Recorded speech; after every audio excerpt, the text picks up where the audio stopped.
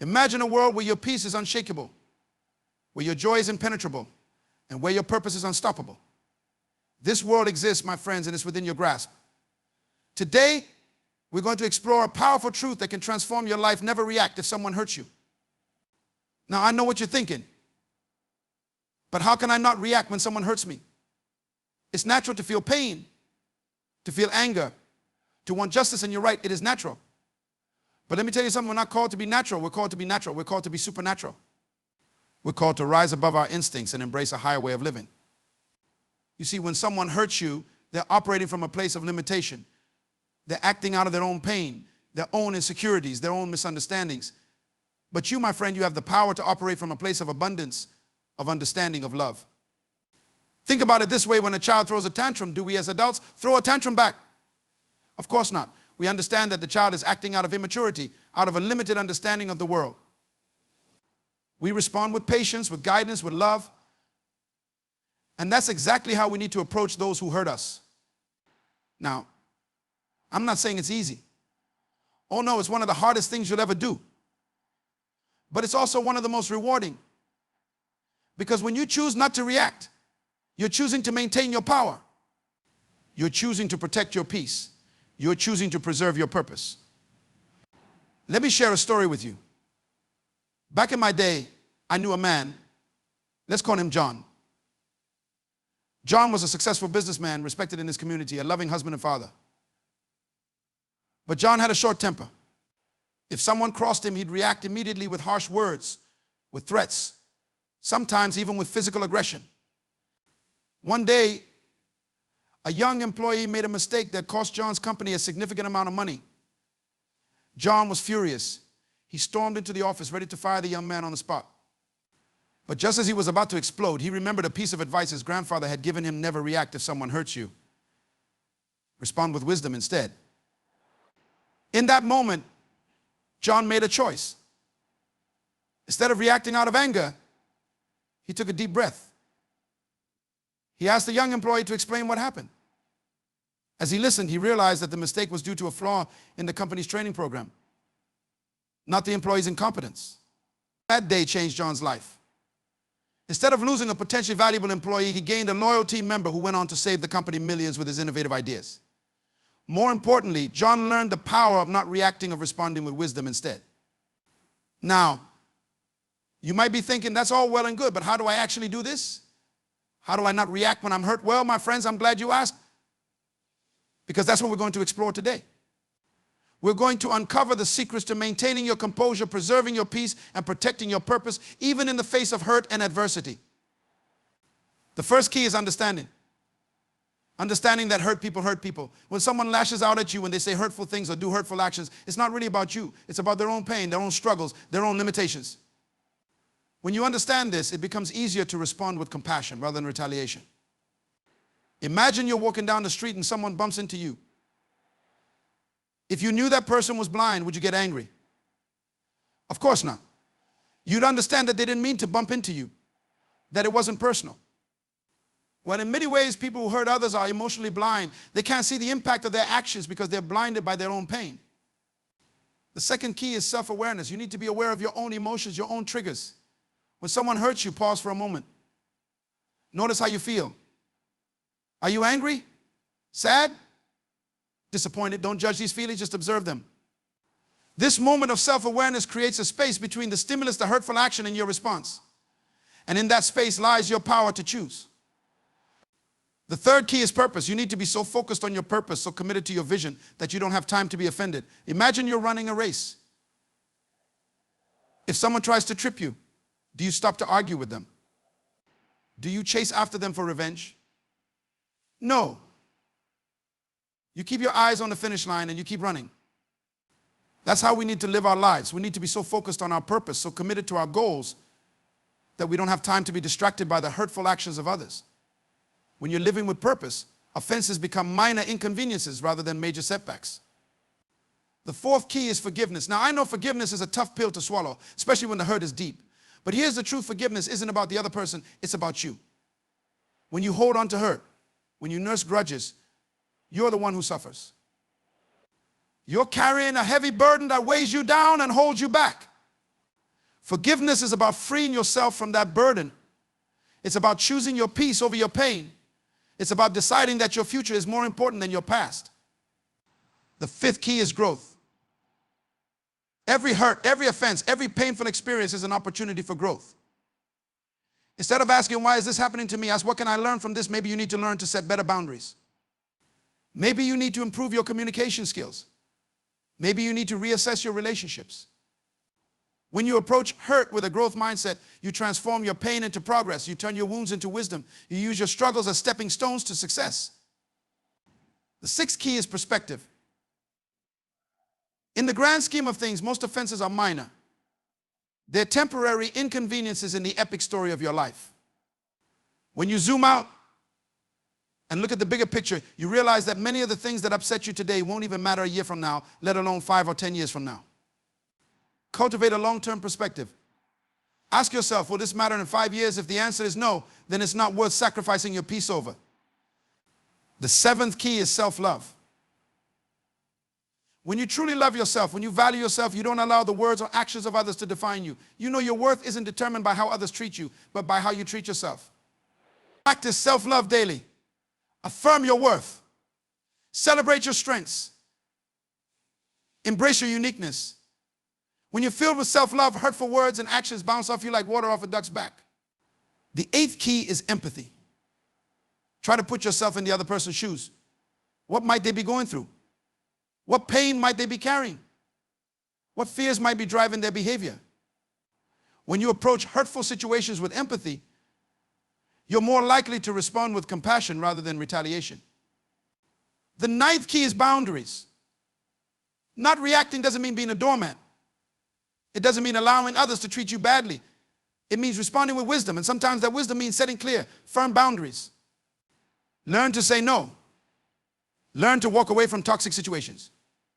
Learn to communicate your limits clearly and respectfully.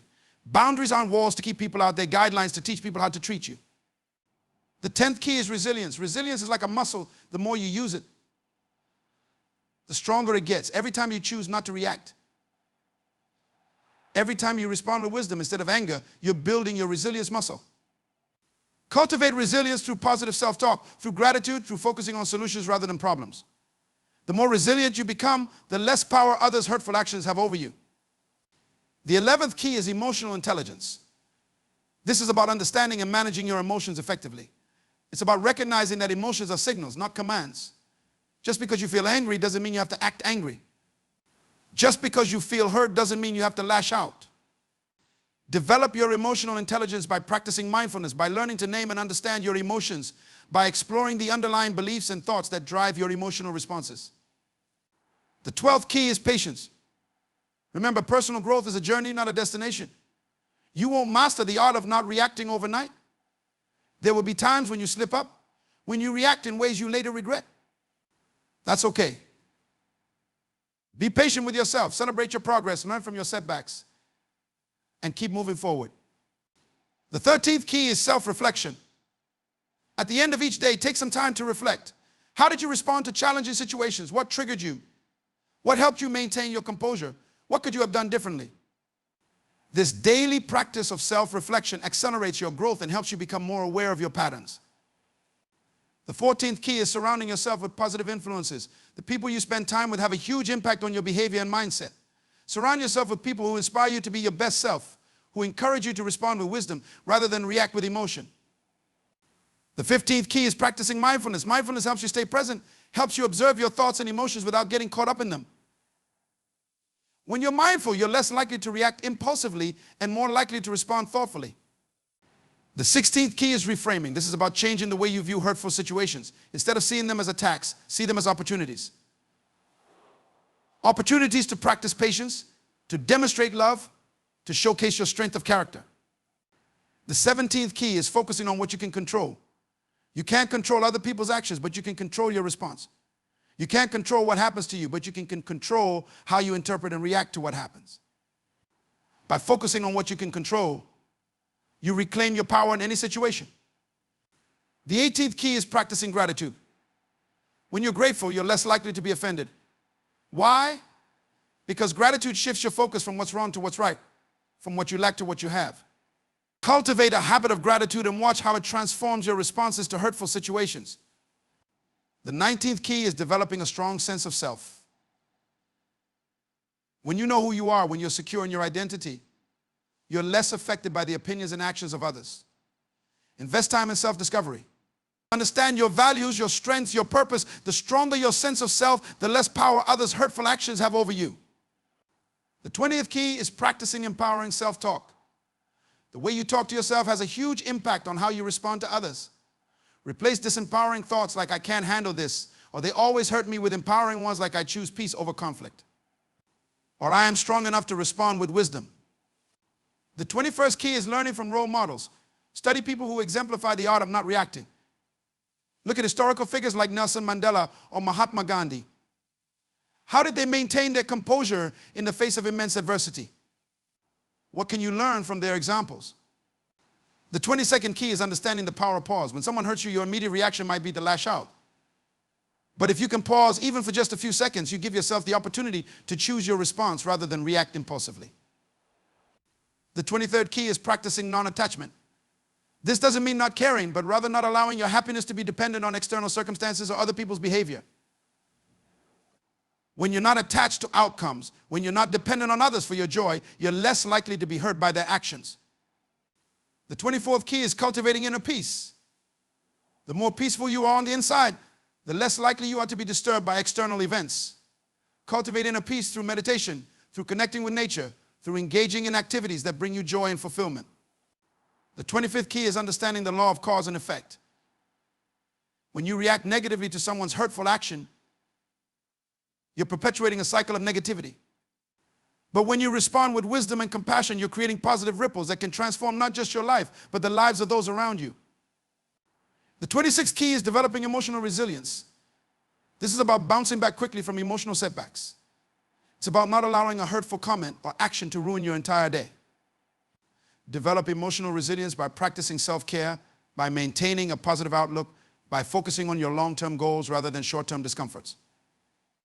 The 27th key is understanding the power of your attention. What you focus on expands. If you focus on how someone hurt you, that hurt grows. But if you focus on your blessings, your purpose, your growth, those positive aspects of your life expand. The 28th key is practicing radical acceptance. This doesn't mean approving of hurtful behavior, but accepting that it happened. When you fight against reality, when you resist what is, you create additional suffering for yourself. Acceptance frees you to respond effectively rather than react emotionally. The 29th key is understanding the power of your energy. Your energy is precious. When you react to every hurt, to every slight, you're giving away your energy to people in situations that don't deserve it. Choose wisely where you invest your energy. The 30th key is cultivating wisdom. Wisdom is the ability to see the bigger picture, to understand the deeper truths of life. As you cultivate wisdom, you'll find yourself naturally responding to hurt with understanding rather than reacting with anger. The 31st key is practicing nonviolence in thought, word, and deed. Nonviolence isn't just about physical actions, it's also about your thoughts and words. When someone hurts you, resist the urge to think violent thoughts, to speak harsh words, to act in ways that perpetuate harm. The 32nd key is understanding the power of your example. When you choose not to react, when you respond with wisdom and compassion, you're setting a powerful example for others. You're showing that there's a better way to handle conflict and hurt. The 33rd key is practicing self-compassion. Be kind to yourself when you struggle with not reacting. Recognize that it's a challenging skill to master. Treat yourself with the same compassion and understanding that you're striving to show others. The 34th key is understanding the power of your choices. In every moment you have a choice. You can choose to react or you can choose to respond. You can choose to perpetuate hurt, or you can choose to promote healing. Remember, your power lies in your choices. The 35th key is cultivating a growth mindset. See every hurtful situation as an opportunity to grow, to become stronger, to develop greater wisdom and compassion. With a growth mindset, even the most painful experiences become valuable lessons. The 36th key is practicing detachment. This doesn't mean not caring, but rather not allowing your sense of self to be dependent on others' opinions or actions. When you're detached, you can observe hurtful situations objectively rather than reacting emotionally. The 37th key is understanding the power of your presence. When you're fully present, when you're not caught up in past hurts or future fears, you're better able to respond to current situations with clarity and wisdom. The 38th key is cultivating inner strength. The stronger you are on the inside, the less affected you'll be by external negativity. Build your inner strength through personal development, through overcoming challenges, through staying true to your values even when it's difficult. The 39th key is practicing forgiveness as a way of life. Don't wait until hurts accumulate to practice forgiveness. Make it a daily habit. Forgive the small things immediately. This builds your capacity to forgive the bigger hurts when they come. The 40th key is understanding the power of your perspective. How you view a situation determines how you respond to it. If you see someone's hurtful action as a personal attack, you're likely to react defensively. But if you see it as a cry for help or a reflection of their own pain, you're more likely to respond with compassion. The 41st key is cultivating emotional maturity. Emotional maturity is about responding to situations based on your values and long-term goals rather than your immediate emotions. It's about choosing your responses rather than being at the mercy of your reactions. The 42nd key is practicing non-judgment. When you judge others harshly, you create a mindset that's prone to taking offense. Practice suspending judgment. Instead of labeling actions as good or bad, simply observe them for what they are. The 43rd key is understanding the power of your identity. If you identify as someone who is easily offended, you'll find reasons to be offended. But if you identify as someone who is understanding and compassionate, you'll naturally lean towards those responses.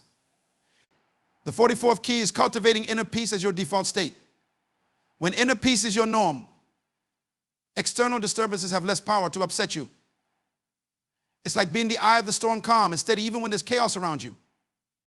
The 46th key is cultivating emotional intelligence. This involves not only understanding your own emotions, but also being able to recognize and empathize with the emotions of others. When you can accurately perceive and understand the emotional states of those around you, you're better equipped to respond appropriately, even when they act in hurtful ways. Emotional intelligence allows you to see beyond the surface level behaviors and understand the underlying feelings and needs driving those actions.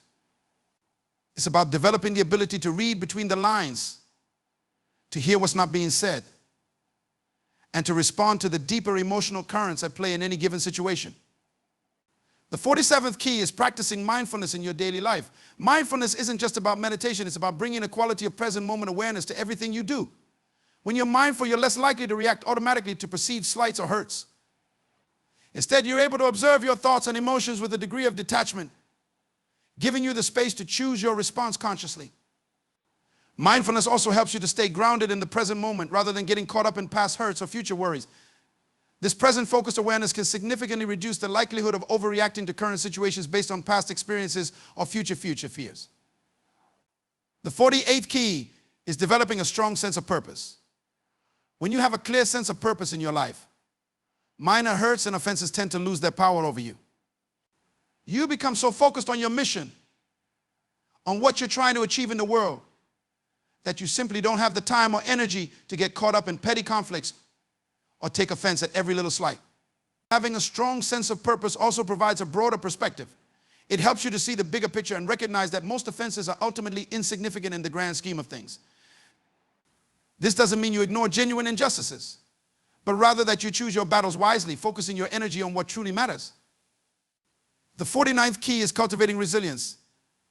Resilience is the ability to bounce back from adversity, to recover quickly from setbacks. When you're resilient, hurtful actions or words don't have the power to knock you off course for long. You're able to acknowledge the hurt, process it, learn from it if there's a lesson to be learned, and then move forward. Building resilience involves developing a growth mindset, practicing self-care, maintaining supportive relationships, and learning to reframe negative experiences in a more positive or constructive light. It's about developing the inner strength to weather life's storms without losing your sense of self or your commitment to your values. The 50th key is practicing radical acceptance. This doesn't mean you approve of or condone hurtful behavior. Rather, it means you accept reality as it is without wasting energy fighting against what has already happened. When you practice radical acceptance, you're able to see situations clearly without the distorting lens of denial or wishful thinking.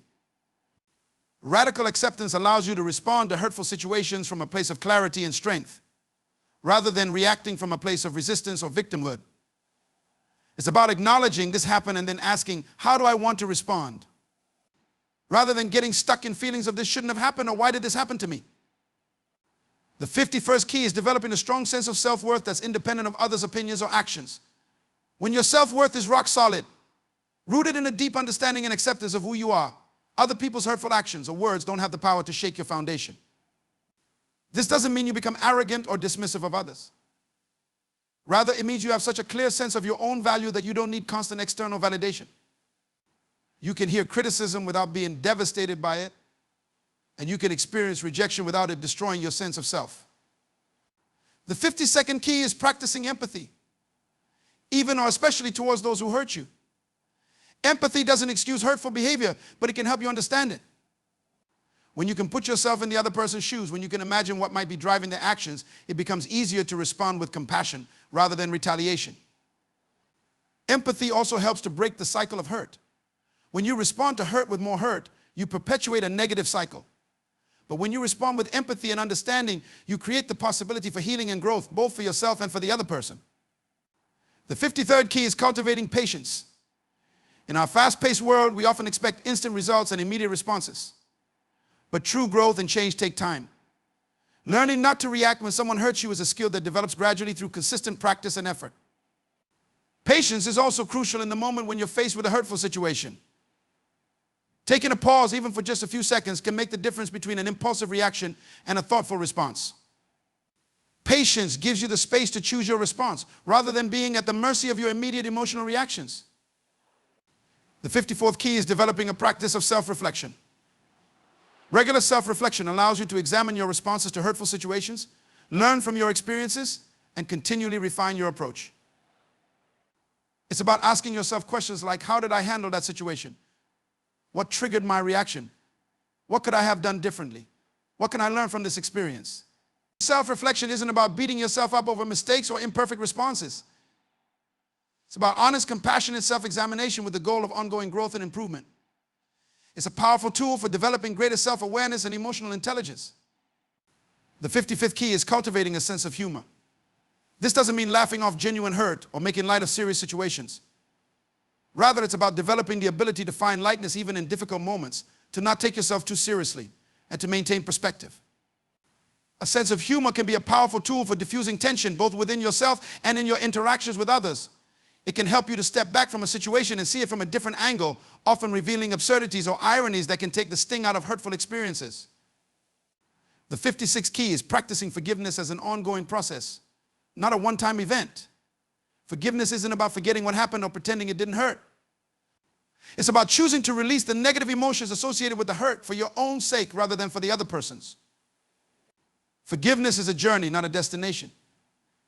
It's something you may need to choose again and again, especially for deep hurts. But each time you choose forgiveness, you free yourself a little more from the power that hurt holds over you. The 57th key is cultivating inner peace as your default state. When you're at peace within yourself, external disturbances have less power to knock you off balance. This inner peace comes from a deep acceptance of yourself and your life, a trust in your ability to handle whatever comes your way, and a connection to something larger than yourself, whether that's a spiritual belief, a sense of purpose, or a feeling of connection to all of humanity.